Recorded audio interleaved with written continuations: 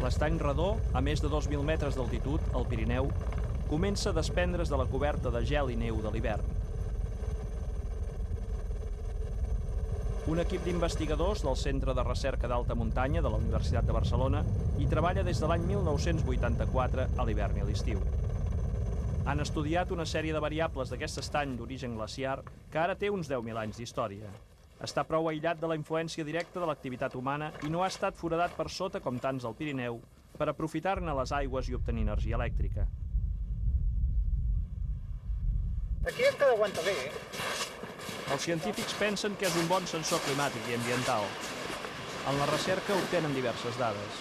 Una és la temperatura de l'aigua del llac.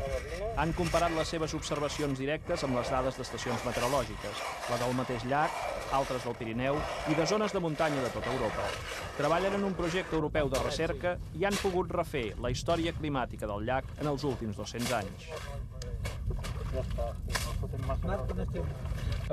22 graus a temperatura ambient i fa una bona caloreta avui. 0,4 graus en superfície. A mesura que anem baixant en fondària, la temperatura va augmentant i a 66 metres la temperatura ja arriba als 3,3 graus, que és el màxim de temperatura que agafa el llac durant l'hivern. Les temperatures al llarg d'aquests 200 anys han anat fluctuant, però des del 1970 fins ara la temperatura mitja anual ha pujat de 2 graus, en una tendència ascendent. Fill de pescadors, Josep Pasqual, des de petit, es va interessar pel temps i va començar a fer observacions. L'any 1968 va començar a fer mesures de la temperatura del mar. I continua. Encara fa servir la barca del pare i cada setmana fa una sortida des del port de l'Estartit. No és la seva professió. Josep treballa d'enginyer tècnic agrícola, però ha adquirit un compromís amb si mateix que el porta cada setmana al mar. He fet unes 1.400 sortides, 1.400 dies d'observació, i generalment doncs, miro 7 nivells de mitjana entre la superfície dels 80 metres de fondària.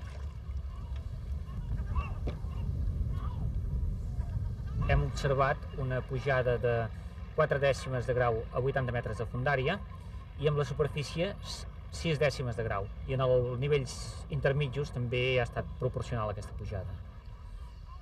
Setmana a setmana, any rere any, sempre al mateix lloc, la sèrie d'observacions i registres de temperatures del mar feta per Josep Pasqual és probablement la més llarga i regular de què es disposa a Catalunya. Josep Pasqual també ha observat, des de fa 25 anys, la temperatura de l'aigua de les fonts de l'Estartit. També faig l'observació de la temperatura d'alguna font, concretament aquesta, que és la de Santa Anna, i que la temperatura ara en aquest mateix moment és de 17,6 graus i si tenim en compte que fa l'oscil·lació mitjana anual és de l'ordre de 2 graus, durant aquest període he observat una pujada mitjana de mig grau. I, per tant, els increments de les temperatures observades en l'aigua que ve de l'interior de la roca, o en la profunditat del mar més enllà de les Medes, o a l'estany Redó al Pirineu, són indicadors d'un escalfament global de la Terra i d'un canvi climàtic provocat per l'home, o són part de la variabilitat normal del clima? Podemos discutir si décima arriba, décima abajo, pero medio grado centígrado aproximadamente supone la tasa de aumento en un siglo de la temperatura planetaria. De eso hay total seguridad. De lo que ya no hay total seguridad es de si ese incremento de la temperatura se debe exclusivamente a la actividad humana, a los gases con efecto invernadero, o si forma también parte de la componente natural, variable del sistema climático, porque en el pasado hay referencias indirectas de tasas de aumento o de disminución de la temperatura de un orden parecido. Hi ha una manera de poder anar més enllà de les èpoques en què tenim registres fiables, 100 o 200 anys a tot estirar. Com que coincideix amb el període que l'home comença a modificar l'atmosfera amb l'emissió de gasos resultants de l'activitat industrial, és molt important poder saber el clima en períodes d'atmosfera no modificada, en èpoques preindustrials, per saber amb què comparem les sèries dels registres. Fent recerca des de l'any 90 en arxius històrics, aquests investigadors han pogut refer, amb dades contínues, diàries, la història del clima a Catalunya des de fa més de 500 anys. Gran parte de Europa experimentó entre los siglos XVI y XIX aproximadamente, lo que se conoce con el término muy vistoso de pequeña edad de hielo o mini glaciación. Pel cas del riu Ebre a Tortosa, va quedar glaçat en el termini de 10 dies 2 vegades, va patir 2 glaçades diferents al riu Ebre. Una glaçada més completa, de banda a banda del riu, passant-hi cavalleries pel damunt. Sempre podem trobar algun tipus d'episodi meteorològic d'unes magnituds o d'un abast geogràfic molt més important que qualsevol dels que s'hagin pogut produir en el segle XX. Hi va haver, precisament abans de la miniglaciació, un període molt més càlid i fins i tot el que s'anomena òptim climàtic medieval va ser un episodi climàtic molt més càlid que l'actual. Un exemple típic seria la presència d'explotacions agràries a gran altitud en el Prepirineu i en el Pirineu, per exemple, davant del que seria o el que és avui en dia l'estació d'esquí de Soldeu al Tarter, una població com Ransol tenia explotacions agràries, avui en dia només té pastures, però és que fins i tot eren explotacions agràries de productes típicament mediterranis, com són l'olivera i les vinyes. Quan les esglésies romàniques es construïen al Pirineu fa uns 1.000 anys, es començava a viure a Catalunya un període entre 1 i 2 graus més càlid que el present i que va durar uns 300 anys. És l'anomenat òptim climàtic medieval. Després d'aquest període càlid vindrà una petita edat de gel, una miniglaciació que va afectar tota Europa entre el 1600 i la segona meitat del segle XIX, amb temperatures mitjanes entre 1 i 2 graus per sota les actuals. El període fred acaba just quan comencen els registres de les estacions meteorològiques. Del 1860 fins ara, la temperatura mitjana ha pujat mig grau.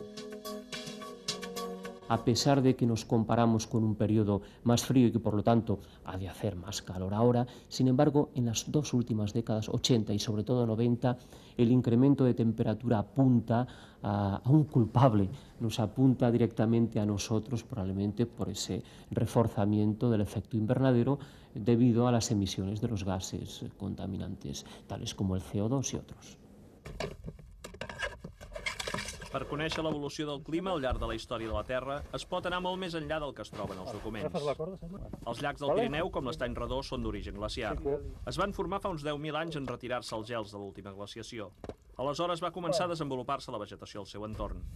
L'Estany Redó té 73 metres de fondària. Al fons s'hi han anat dipositant sediments. El grup del Centre de Recerca d'Alta Muntanya n'extreu un testimoni. S'hi pot llegir tota la història climàtica i ambiental dels últims 10.000 anys. Ara sí que n'hi ha. Fantàstic.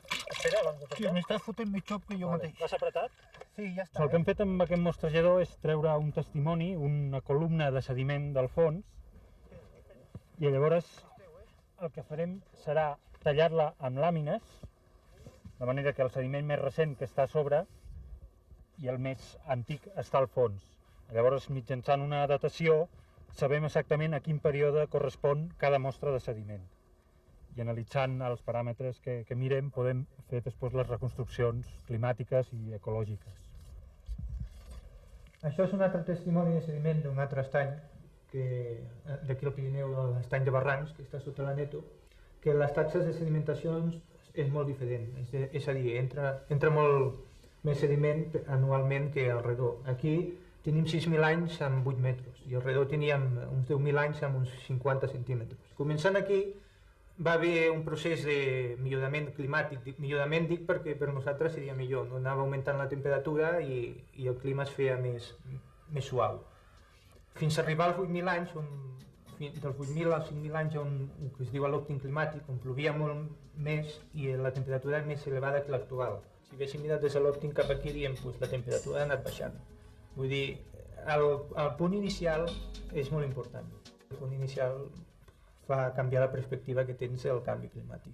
Una de les línies de treball més consistents que hi ha pel que fa a l'òptim climàtic de l'Holocè, al pensar que precisament la fi d'aquest òptim de l'Holocè, unes condicions de clima, de precipitacions molt regulars, unes temperatures molt suaus, va fer que les comunitats humanes d'aquella època, les naixents civilitzacions d'aquell moment, tinguessin seriosos problemes per continuar-se alimentant, per disposar d'aliments amb una certa regularitat. Això és el que sembla ser que va precipitar el que la gent hagués de buscar medis, de buscar noves tecnologies, d'innovar. En aquell moment la innovació va ser l'agricultura. Les variacions climàtiques tenen també causes externes al planeta. Del Sol prové l'energia que arriba a la Terra, però l'activitat del Sol no és constant. S'han observat cicles en la quantitat de taques solars que determinen l'energia que ens arriba. Hi ha cicles d'uns 11 anys. El Sol serà l'any 2000 el punt més alt d'activitat d'un d'aquests cicles. El moviment de la Terra entorn del Sol també fa que variï l'energia que arriba al planeta. Hi ha canvis en l'excentricitat de l'òrbita el·líptica terrestre que tenen períodes de 100.000 anys. Hi ha canvis en la inclinació de l'eix de rotació del globus. Els cicles són de 40.000 anys. Fa 11.000 anys l'eix apuntava a l'estrella Vega, ara a l'estrella polar. L'eix fa moviments de precessió, com els d'una baldufa quan roda i redueix la velocitat. Aquests moviments tenen un període de 20.000 anys. Aquests factors externs intervenen en els grans canvis de la successió de glaciacions i períodes interglacials de la història de la Terra. L'última glaciació es va acabar fa uns 10.000 anys.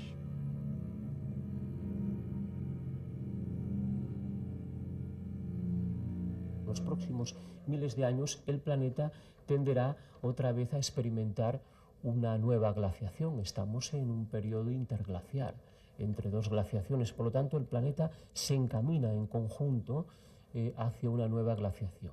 Sin embargo, estamos nosotros ahora interfiriendo esa dinámica con la actuación antrópica, la actuación humana, contaminante del medio, reforzadora del efecto invernadero.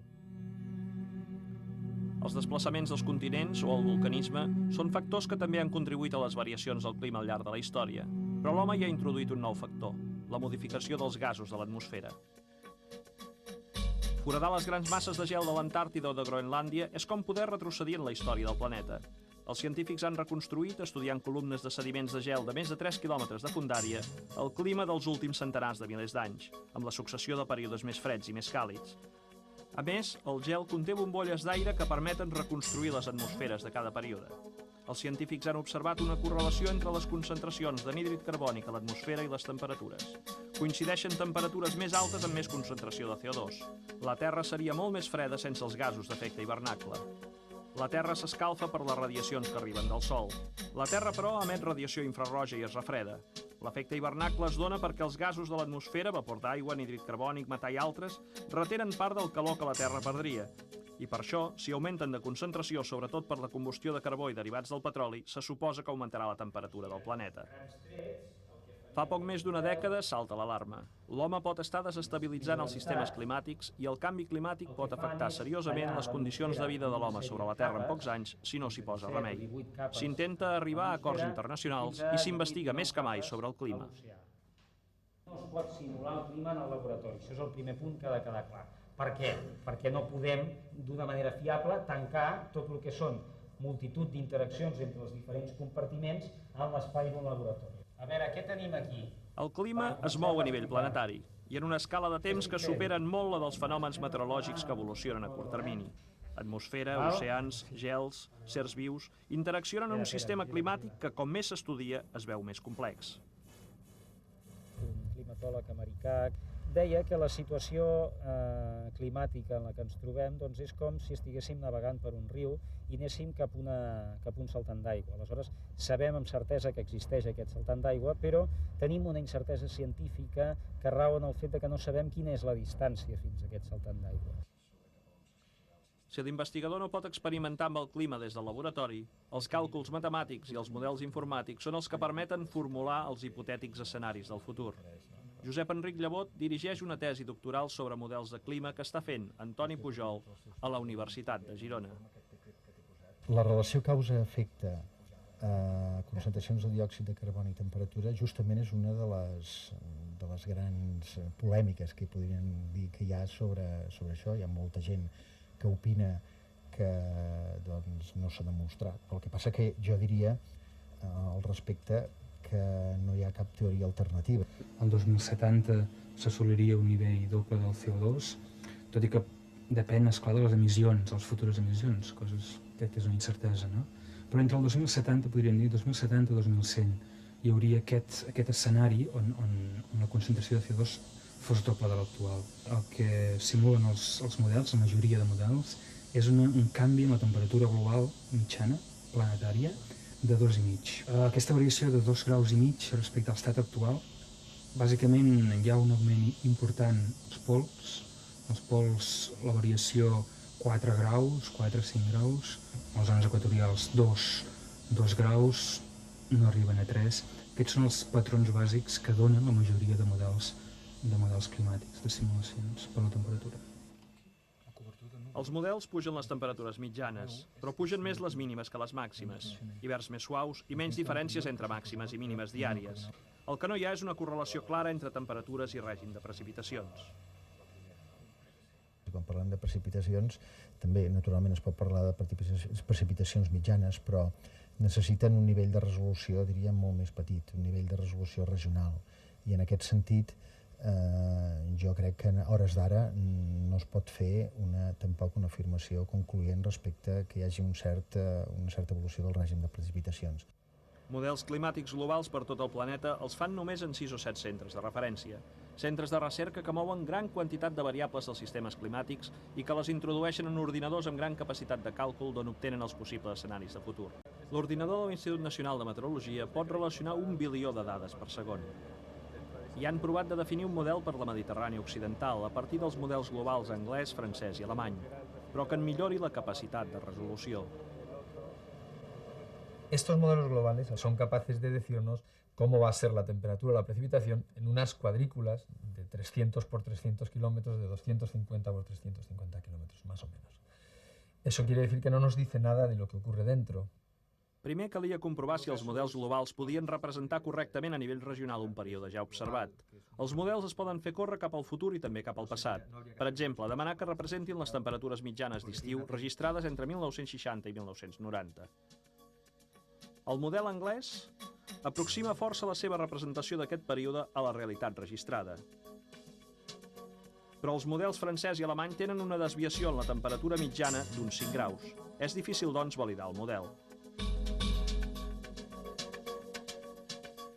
No hay cambio de precipitaciones en lo que es la cuenca mediterránea y simplemente la línea de no cambio, esta línea de 0 milímetros de precipitación, se pasea por la cuenca mediterránea en los 3 modelos y básicamente nos sitúa la península ibérica, o a Cataluña en particular, la sitúa en una zona en que o puede no cambiar o cambiar ligeramente a más o a menos. Como en la cuenca mediterránea hay un alto porcentaje de precipitaciones que proceden de la propia ciclogénesis mediterránea, sobre todo en algunas épocas como el otoño, en la medida que el modelo global no capte ese fenómeno, pues ese porcentaje quedará más indefinido. Esa es la razón por la que, por ejemplo, nuestra herramienta en otoño y en Levante fracasa. Fracasa porque efectivamente es la parte más compleja de captar, entre otras cosas porque son precipitaciones que se producen en un par de días y pueden ocasionar que son la mayor parte del porcentaje de la precipitación recibida en ese mes. Als models els és difícil encara poder incorporar tota la complexitat dels sistemes climàtics, i els investigadors descobreixen que la complexitat és més gran. A la península ibèrica, els models no tenen tanta dificultat per les precipitacions de procedència atlàntica, però sí més enllà del sistema ibèric per tota la zona mediterrània. És per això que hi ha equips d'investigadors que proposen nous factors a tenir en compte per la predicció de les sequeres i precipitacions en aquesta zona. Un equip del Departament d'Ecologia de la Universitat de Barcelona estudia la llacuna de Gallo Canta des de l'any 74. És una conca tancada on la llacuna s'asseca o puja de nivell segons les precipitacions. Van relacionar les seves observacions amb les dades de les estacions meteorològiques properes i aquest conjunt amb les del sud i llevant peninsular. La llacuna era un bon sensor climàtic per les precipitacions. Hem establert una molt bona relació estadística en els fenòmens d'assecament de la llacuna i els fenòmens molt intensos que ocorreixen al voltant de 14 anys del fenomen del Niño. Les pujades i baixades del nivell de l'aigua de la llacuna de Gallo Canta coincidien amb les que havia observat un altre equip d'investigadors australians del Great Lake, a Tasmània, un altre llac estudiat com a sensor climàtic. La coincidència dels cicles dels dos llacs els va fer pensar que hi podria haver una causa comuna dels dos fenòmens. El trobar una relació entre un fenomen d'abast planetari, com és l'intercanvi de calor entre l'oceà i l'atmosfera, i la pluviometria d'una zona com és l'est i el sud de la península, es fa plantejar preguntes de quin és el mecanisme que dona lloc pel qual es transmiteix aquestes variacions d'intercanvi de calor a la zona tropical del Pacífic i com influeix a una zona tan allunyada com és la península ibèrica. Per intentar explicar com es dona aquesta connexió entre aquestes anomalies de temperatura, hem de recórrer a l'atmosfera, perquè clar, no tenim cap altra manera de lligar les dues cubetes.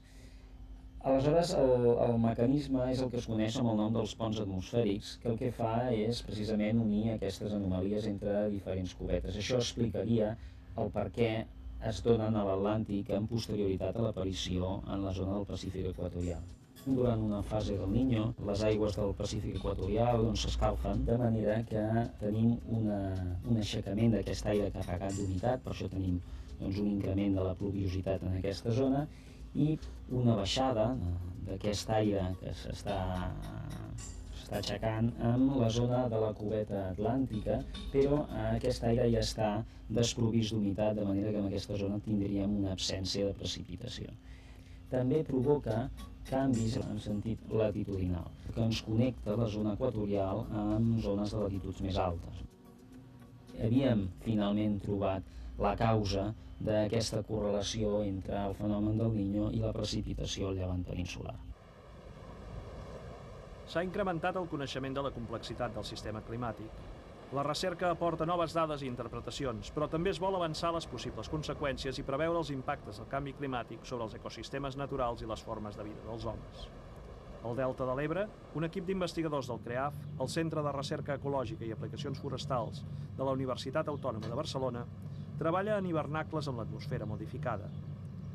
Simulen l'escenari de doble concentració de CO2 que es preveu a mitjans del pròxim segle si no s'aturen les emissions.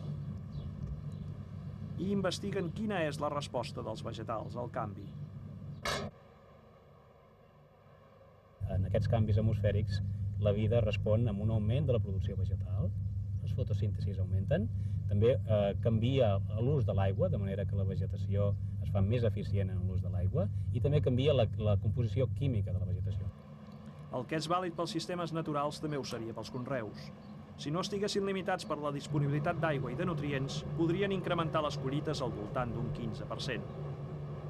Aquest augment de diòxid de carboni es tradueix en un augment de la producció vegetal.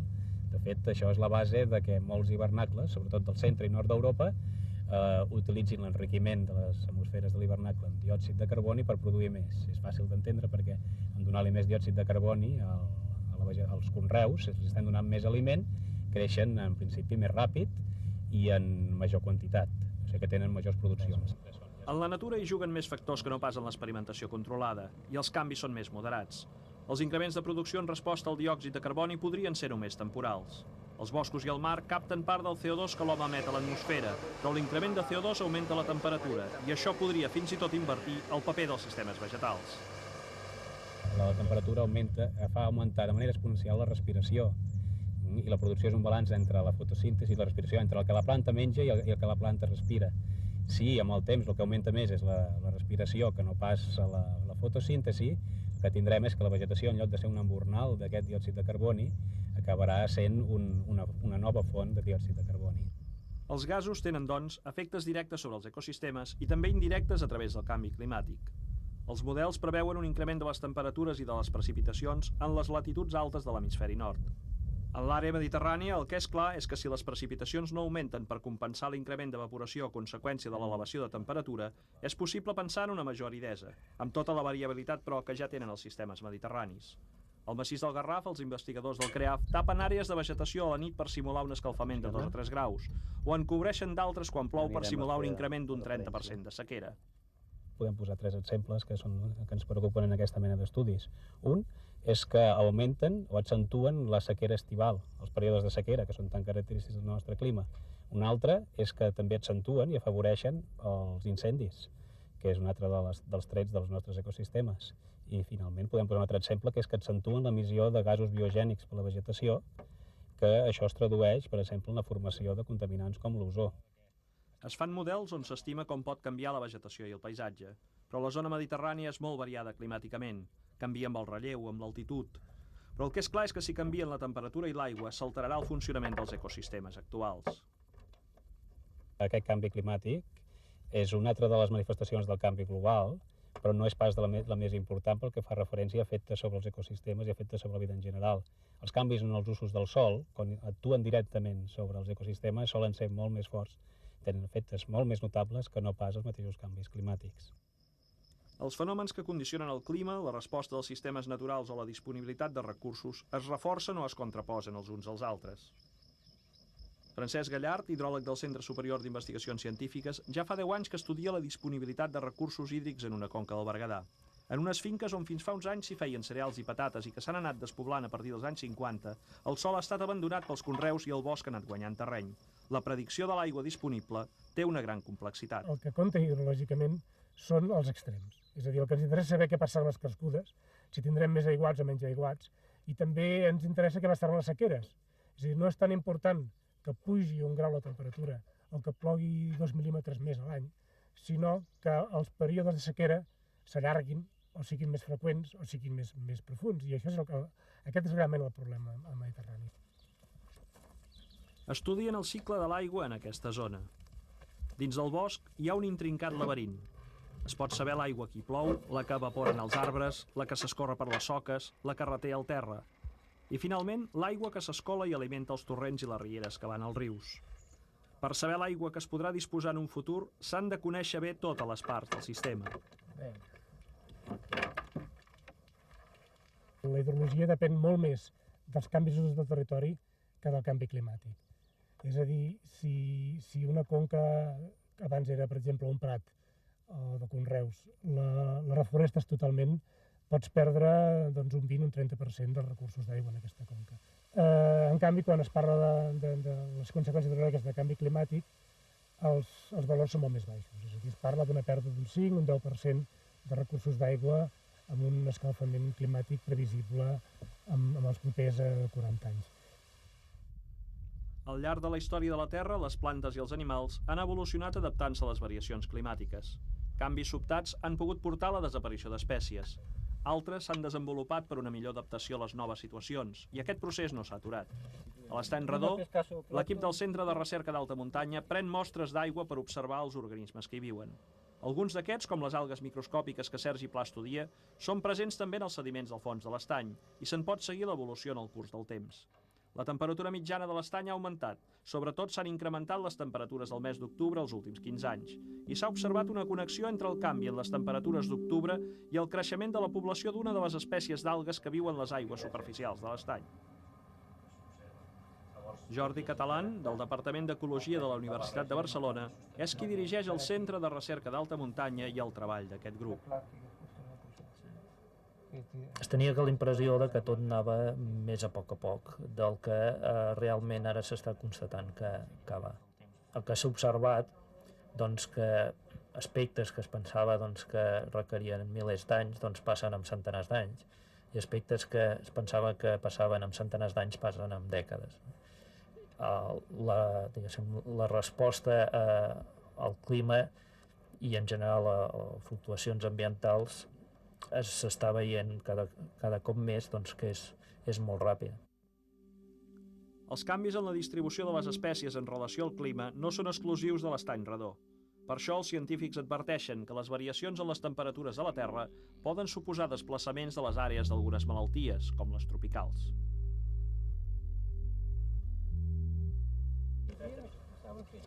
Un dels impactes més importants a conseqüència d'un possible escalfament global de la Terra seria la pujada del nivell del mar, sobretot per l'augment de la temperatura de l'aigua i, per tant, del seu volum, i també per la fosa dels gels de Groenlàndia i l'Antàrtida. Josep Pasqual porta un registre continuat des de fa 10 anys de l'evolució del nivell del mar per mitjà d'un mareògraf instal·lat al port de l'Estartit. A part dels moviments motivats per la marea diària, que té 2 màxims i 2 mínims de poca amplitud, també s'està observant a llarg termini una lenta pujada del nivell del mar que podríem xifrar en prop de mig centímetre per any de mitjana. Un sol mareògraf, un sol punt d'observació i un període curt de registres no permeten assegurar tendències. Els satèl·lits poden ser l'eina per confirmar o no l'ascens previst pels models. L'Agència Espacial Europea ja fa 10 anys que treballa en aquests projectes, però les sèries són encara massa curtes. Aquest satèl·lit, l'ERS-2, és actiu des de 1995. Una columna d'aigua de 50 metres, si s'escalfa 1 grau, es dilata 1 centímetre. El mar puja i baixa amb les marees i canvia de nivell amb les estacions. Però, a més, cal enregistrar si hi ha una tendència a pujar de nivell en valor absolut, que pot estar a prop dels 2 mil·límetres cada any. La mesura contínua dels radars dels satèl·lits referenciats respecte al centre de la Terra en pot ser l'eina. La pujada del nivell del mar podria comprometre el futur de moltes costes, però sobretot d'illes amb poca alçada o les planes dels deltes. Hi ha deltes al món on hi viuen milions de persones on l'impacte seria molt gran. A Catalunya, el delta de l'Ebre, a hores d'ara, a més, s'enfonsa. Les tones de sediments acumulats sobrecarreguen el sòcol geològic i, a més, els sediments tous es van compactant. La suma de tots aquests factors podria comprometre les condicions de vida i de treball en el delta si es complissin les previsions dels experts. Per d'aquí a un centenar d'anys podríem tenir una pujada de nivell de mar absoluta de l'ordre d'uns 50 centímetres, més de l'ordre d'uns 25 o 30 d'enfonsament del delta. Tot això ens portaria a un ordre de magnitud de 70-80 centímetres. I la importància d'això no és tant el valor en si mateix, sinó com el fet de que aproximadament el 47% de la plana deltaica està per sota del nivell de pleamar actualment. Amb 100 anys de conreu de l'arròs al delta, els sediments que arribaven amb l'aigua de reg van fer pujar uns 50 centímetres al nivell de les planes deltaiques. Però els darrers embassaments van impedir que sorres i argiles baixessin amb el riu. El delta va parar de créixer i ara només s'enfonsa. Si no es pot fer baixar aigües avall una part dels sediments retinguts a les preses, amb canvi climàtic o sense, només canvia el calendari. Aquest canvi climàtic ens torna a la realitat de que el clima és canviant, sempre ho ha estat. Aquesta vegada pot ser més per qüestions antròpiques, però el clima sempre ha estat canviant i nosaltres el que hem de fer és construir una societat que sigui capaç d'adaptar-se a aquests canvis climàtics. El canvi climàtic, després de l'última glaciació, el van viure uns 5 milions de persones, els que es calcula que poblaven la Terra fa uns 5.000 anys.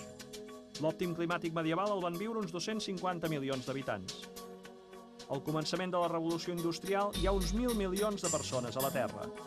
Des de 1860 fins ara, quan es discuteix el paper de l'activitat humana en el canvi climàtic, ja som 6.000 milions. I en el segle que ve, en l'escenari del possible canvi, quants? Quin ús faran del territori? Com gestionaran els recursos de què disposin? Què produiran i com? Amb quin model energètic? Segons la població i l'ocupació del territori, també varien els possibles impactes d'un canvi climàtic. L'home és un element més de la biosfera, però és una espècie en què les actuacions de cada generació poden modificar la vida de les següents i la del conjunt dels sers vius del planeta.